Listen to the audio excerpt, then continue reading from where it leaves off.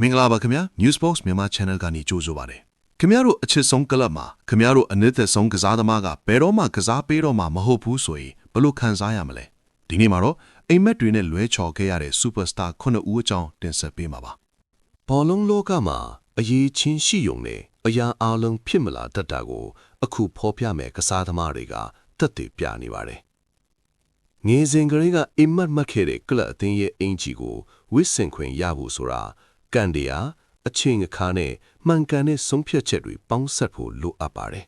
။တချို့ကစားသမားတွေဟာကမ္ဘာအဆင့်ခြေစွမ်းရှိပေမဲ့လည်းနီးဗျူဟာပိုင်းဒါမှမဟုတ်စီးပွားရေးဆိုင်ရာအခြေအနေတွေကြောင့်သူတို့အချစ်ဆုံးကလပ်တွေနဲ့လွဲချော်ခဲ့ရပါတယ်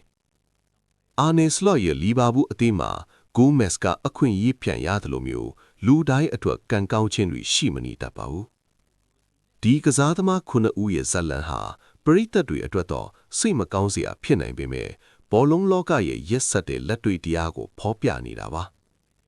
သူတို့ဟာဘလောက်ပဲစူးစမ်းခဲ့ပါစေဘလောက်ပဲလူသိရှင်ကြားထုတ်ဖော်ပြောဆိုခဲ့ပါစေကံကြမ္မာကသူတို့ကိုတခြားလမ်းကြောင်းတွေစီပဲပို့ဆောင်ခဲ့ပါတယ်ဒီဗီဒီယိုမှာတော့သူတို့ဘာကြောင့်လွဲချော်ခဲ့ရတယ်လဲဆိုတဲ့နောက်ွယ်မှာအကြောင်းရင်းတွေကိုအသေးစိတ်ခွဲခြမ်းစိတ်ဖြာတင်ဆက်ပေးသွားမှာဖြစ်ပါတယ်ပေါ်ပါရဲ့ Real Madrid အိမ်မက်ကနေ Harry Kane ရဲ့ Arsenal နောက်ခံသမိုင်းအထိစိတ်ဝင်စားစရာအချက်အလက်တွေအပြည့်ပါဝင်နေမှာပါအခုပဲပထမဆုံးကစားသမားဖြစ်တဲ့ပေါ်ပါရဲ့အကြောင်းကိုစတင်ပြီးလေ့လာကြည့်လိုက်ရအောင်ဗျာပေါ်ပါရဲ့ကစားသမားဘဝဟာဆုံးဖြတ်ချက်အမှားတွေနဲ့ပြည့်နှံ့နေရတာပါဂျူဗင်တက်ကနေပထမအကြိမ်ထွက်ချိန်မှာ Real Madrid ကသူ့ကိုအပြင်းထန်အလိုရှိခဲ့ပေမဲ့သူကတော့တန်ရိုးစင်ကြီးစွာနဲ့ United ကိုပဲပြန်ရွေးခဲ့ပါတယ်။အဲ့ဒီအချိန်ကဇီဒန်ဟာပေါ်ပါကိုသူ့ရဲ့ကွင်းလေပဟုချက်အဖြစ်ထားချင်တာဖြစ်ပေမဲ့အပြောင်းရွှေ့ကဖြစ်မလာခဲ့ပါဘူး။ United မှာရှိနေစဉ်အတွင်းမှာလည်းသူဟာပုံမှန်ခြေစွမ်းရဖို့ရုန်းကန်ခဲ့ရတယ်လို့ဒဏ်ရာပြဿနာတွေကလည်းသူ့ကိုနှိပ်စက်ခဲ့ပါတယ်။အခုတော့သူဟာတားမြစ်စေးပြဿနာကြောင့်ကာလရှည်ပွဲပယ်ခံခဲ့ရပြီးနောက် AS Monaco ကိုရောက်နေပါပြီ။မိုနာကိုမှာသူခြေစွမ်းပြနေရင်တောင်မှအသက်အရွယ်နဲ့ကြန့်ခိုင်မှုအခြေအနေကြောင့်မက်ဒရစ်လိုအသင်းကြီးမျိုးကသူ့ကိုပြန်လဲစဉ်းစားတော့မှာမဟုတ်ပါဘူး။ဒါဟာကစားသမားတယောက်အတက်တော့တကယ့်ကိုကြီးမားတဲ့ဆုံးရှုံးခြင်းတစ်ခုပါပဲ။ပေါ်ပါလို့ပါရမီရှင်တယောက်ဟာဝင်းကန်ရှာဂျာစီကိုဝစ်ပြီးဘာနေပြူးမှာကစားနေတာကိုမြင်ချင်ခဲ့ကြတဲ့ပရိသတ်တွေအတွက်တော့ဒါကဘယ်တော့မှဖြစ်မလာတော့မဲ့အိမ်မက်အဖြစ်ပဲကြံရစ်တော့မှာပါ။သူ့ရဲ့ကစားသမားဘဝနီးကုန်းပိုင်းမှာအိမ်မက်တွေနဲ့ဝေးရမှာပဲပြီးဆုံးသွားဖို့များနေပါရဲ့ဗျာဘုံမောက်မှာခြေစွမ်းပြပြီးနောက်မှာအာဆနယ်ကသူ့ကိုလာခေါ်ဖို့သူအမြဲမျှော်လင့်နေခဲ့တာပါဒါပေမဲ့အာတီတိုရဲ့အစည်းအဝေးတွေရဲ့မှာစေမင်ညိုကအဓိကနေရာကမပါဝင်သလိုအာဆနယ်ကလည်းသူ့ကိုကမ်းလှမ်းဖို့ဝင်လေးနေခဲ့ပါတယ်အကျိုးဆက်အနေနဲ့သူဟာပြိုင်ဘက်မန်စီးတီးကိုပြောင်းရွှေ့ဖို့ဆုံးဖြတ်ခဲ့ရပါတယ်မန်စီးတီးကိုရောက်သွားတာဟာအာဆနယ်နဲ့သူ့ကြားကဆက်ဆက်ရေးကိုလုံးဝဖျက်လောက်လိုက်သလိုပါပဲစီးတီးနဲ့အာဆနယ်ဟာအခုအချိန်မှာချန်ပီယံဆုအတွက်တိုက်ရိုက်ပြိုင်ဘက်တွေဖြစ်နေတာကြောင့်အသင်းပြောင်းဖို့ဆိုတာပိုလို့တော့မဖြစ်နိုင်တော့ပါဘူးစေမင်ညိုဟာသူ့ရဲ့အချစ်ဆုံးကလပ်ကိုဂိုးဒီတွင်းပြနေရတဲ့အခြေအနေကိုရောက်သွားပါပြီဒါဟာဘောလုံးလောကရဲ့ရဲစရာကောက်တဲ့ကံကြမ္မာတစ်ခုပါပဲအခုအသက်26နှစ်မှာသူ့ရဲ့အကောင်းဆုံးနှစ်တွေကိုစီးတီးမှာပဲကုံဆုံးရတော့မှာဖြစ်လို့ငဲချင်းအိမ်မက်ထက်တဲ့ Emirates ကွင်းမှာအင်ရှင်အဖြစ်ကစားဖို့ဆိုတာဝေးတစ်ထက်ဝေးသွားခဲ့ပါပြီ။သူ့ရဲ့နှလုံးသားက Arsenal မှာရှိပေမဲ့သူ့ရဲ့ professional ဘဝကတော့အပြရောင်တွေကြားမှာပဲနီးကုန်းချုပ်ရမှုရှိနေပါရဲ့ဗျာ။ဒါပေမဲ့ Real Madrid ကသာသူ့ကို Brazil ကနေခေါ်ယူပြီးကမ္ဘာအကောင်းဆုံးကစားသမားတရားအဖြစ်ပြိုးထောင်ခဲ့တာပါ။အခုဆိုရင်သူဟာ Real Madrid ကိုအရန်ချစ်မြတ်နိုးနေပြီးဘာစီလိုနာကိုတော့မုန်းတေးနေပြီဖြစ်လို့အိမ်မက်တော့လုံးဝပြတ်ပြလဲသွားပါပြီ။ Vini ဟာအခုဆိုရင် El Clasico ပွဲစဉ်တွေမှာဘာစီလိုနာကိုအဓိကဒုက္ခပေးနေတဲ့သူဖြစ်နေပါပြီ။သူဟာ Real Madrid ရဲ့အမတ်အတောင်းတစ်ခုဖြစ်လာခဲ့သလိုပရိသတ်တွေရဲ့အချစ်တော်လည်းဖြစ်နေတာကြောင့်သူ့ရဲ့ငဲချင်းအိမ်မက်ကလပ်ကိုပြောင်းဖို့ဆိုတာစိတ်ကူးထဲမှာတော့မရှိတော့ပါဘူး။ဒါဟာအိမ်မက်တွေပြောင်းလဲသွားတတ်တယ်ဆိုတာကိုပြသနေတဲ့ထင်ရှားတဲ့တာရကတစ်ခုပါပဲ။ဘာစီလိုနာကသူ့ကိုလက်လွတ်ထည့်ရတာကိုနောင်တရနေမှာဖြစ်လို့ ဗီနီကတော့မက်ဒရစ်မှာတမိုင်းအသစ်တွေရေးထိုးနေပါတယ်သူ့ရဲ့နှလုံးသားမှာအပြာရောင်တွေလွမ်းမိုးသွားခဲ့လို့ငယ်ချင်းကအားပေးခဲ့တဲ့ဘာစီလိုနာအင်ဂျီဟာသူ့အတွက်တော့အတိတ်ကပုံရိပ်ဟောင်းတစ်ခုသာကျန်ရစ်တော်မှာပါသူ့ရဲ့အိမ်မက်ဟာပျက်စီးသွားတာမဟုတ်ပဲပိုပြီးကြီးကျယ်တဲ့လက်တွေ့ဘဝအထိပြောင်းလဲသွားခဲ့တာလို့ဆိုရမှာပါဗျာပါမာဟာဝင်တန်ရှားမှာကြီးပြင်းခဲ့တာဖြစ်လို့သူ့ရဲ့ငယ်ချင်းဒီယိုဟင်းဟာဝိန်းရိုနီဖြစ်ပါတယ်သူဟာ Old Trafford ကွင်းကိုပွဲကြည့်ဖို့ခဏခဏသွားခဲ့မှုတဲ့ United ပရိသတ်စစ်ကြီးပါအခုအချိန်မှာ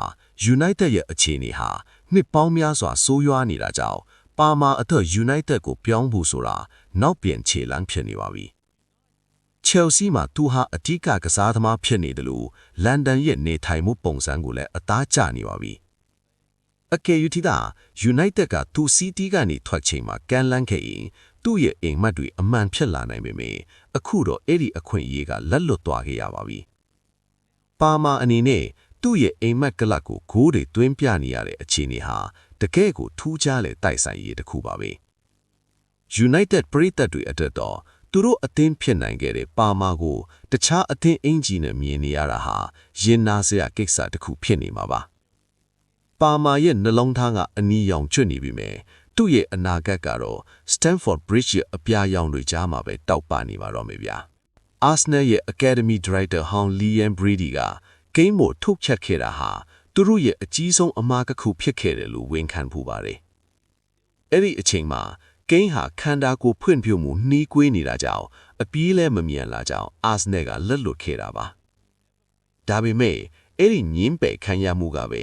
ဂိမ်းကိုပိုပြီးကျူးစားခြင်းစိတ်ဖြစ်ပေါ်လာစေခဲ့ပါတယ်သူဟာစပါအသင်းရဲ့ဂန်ဒဝင်ဖြစ်လာခဲ့ပြီးအာဆနယ်နဲ့တွေ့တိုင်းဂိုးတွေတတိတန်းကြီးတွင်းပြခဲ့ပါတယ်အခုအချိန်မှာအာဆနယ်ကသူ့ကိုလိုချင်နေရင်တော့မှဂိမ်းဘက်ကလက်ခံမှာမဟုတ်ပါဘူးသူဟာစပါပရိသတ်တွေရဲ့ချစ်ချင်းမေတ္တာကိုအဆုံးရှုံးမခံနိုင်တာကြောင့်ဒီအပြောင်းရွှေ့ကတော့လုံးဝဖြစ်လာမှာမဟုတ်ပါဘူးဂိမ်းဟာငယ်ချင်းကအာဆနယ်အင်ဂျီဝတ်ထားတဲ့ဓာတ်ပုံတွေရှိနေပြီမယ်သူ့ရဲ့လက်တွေ့ဘဝမှာတော့အာဆနယ်ရဲ့နံပါတ်1ရန်တော်ကြီးဖြစ်နေပါပြီ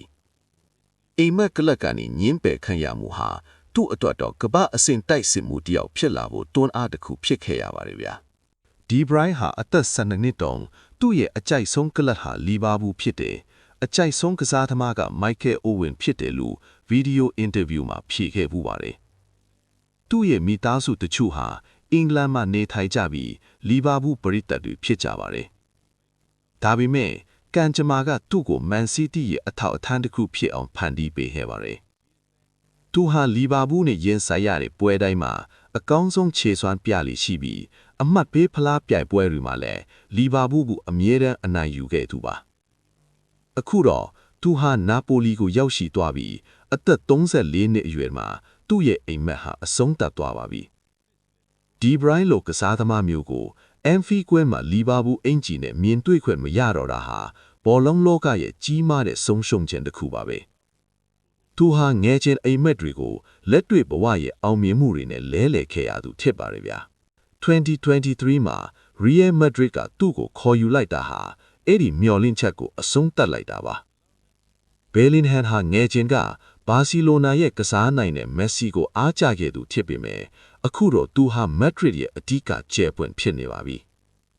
အခုဆိုရင်မက်ဒရစ်အပေါ်သူ့ရဲ့အချစ်ကကြီးထွားလာနေပြီးဘာစီလိုနာကိုတော့ပြိုင်ဘက်အဖြစ်သတ်မှတ်ထားပြီးဖြစ်ပါရီအယ်ကလာစီကိုပွဲစဉ်တွေမှာသူသွင်းခဲ့တဲ့ဂိုးတွေဟာဘာစီလိုနာပရိသတ်တွေရဲ့နှလုံးသားကိုနာကျင်စေခဲ့ပါရီဘာစီလိုနာဘက်ကလည်းဘယ်လင်ဟန်ကိုခေါ်ယူဖို့ငွေကြေးရမတတ်နိုင်တာကြောင့်အခုလိုလက်လွတ်ခဲ့ရတာပါ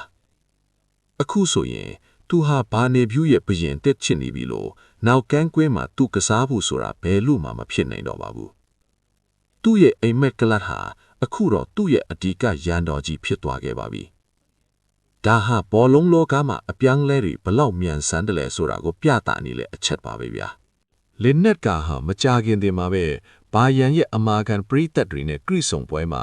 မက်ဒရစ်ကသူ့ရဲ့အိမ်မက်ကလပ်ဖြစ်တယ်လို့ထုတ်ဖော်ပြောဆိုခဲ့တာကြောင့်ဝေဖန်မှုတချို့နဲ့ရင်ဆိုင်ခဲ့ရပါတယ်ဒါပေမဲ့သူ့ရဲ့အရေးချင်းကတော့ညင်းလို့မရအောင်ကောင်းမွန်နေစေပါတိုနီခရူးစ်လိုမျိုးဘာယန်ကနေမက်ဒရစ်ကိုပြောင်းပြီးဂန်ဒဝင်ဖြစ်မဲ့လမ်းကိုသူရှောင်လန်းမလားဆိုတာကိုစောင့်ကြည့်ရမှာပါ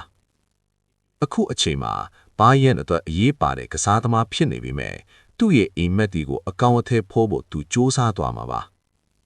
အစောအပြောခဲ့တဲ့9ဦးနဲ့မတူတာကတော့လင်နတ်ကအတွက်အချင်းတွေအများကြီးရှိနေသေးတာပါဗျာသူ့ရဲ့အိမ်မက်တွေဟာတခြားသူတွေလိုပြတ်ပြဲသွားမလားဒါမှမဟုတ်တကယ်ပဲအမှန်ဖြစ်လာမလားဆိုတာကတော့သူ့ရဲ့စ조사အားထုတ်မှုအပေါ်မှာပဲမူတည်နေပါတယ်မက်ဒရစ်ကလည်းဒီလိုလူငယ်ပါရမီရှင်တွေကိုအမြဲတမ်းစောင့်ကြည့်နေလိရှိတာကြောင့်လင်နတ်ကအတွက်တော့မျှော်လင့်ချက်တွေရှိနေသေးပါတယ်ဗျာဒီကစားသမားတွေရဲ့ဇက်လန်ဟာဘောလုံးပရိသတ်တွေအတွက်တော့အမြဲတမ်းပြောမကုန်တဲ့အကြောင်းအရာတွေဖြစ်နေမှာပါပေါ့ပါရဲ့အဆုံးသက်ပုံကစိတ်မကောင်းစရာဖြစ်လို့ဗီနီရဲ့ပြောင်းလဲမှုကလည်းအံ့ဩစရာကောက်ပါတယ်ပရိသတ်တွေအနေနဲ့မိမိအတင်းမှာကစားစေချင်တဲ့ကစားသမားတွေအိမ်မက်အတိုင်းရောက်မလာတဲ့အခါမှာခံစားရတဲ့နာကျင်မှုကိုလည်းကျွန်တော်တို့နားလဲပါတယ်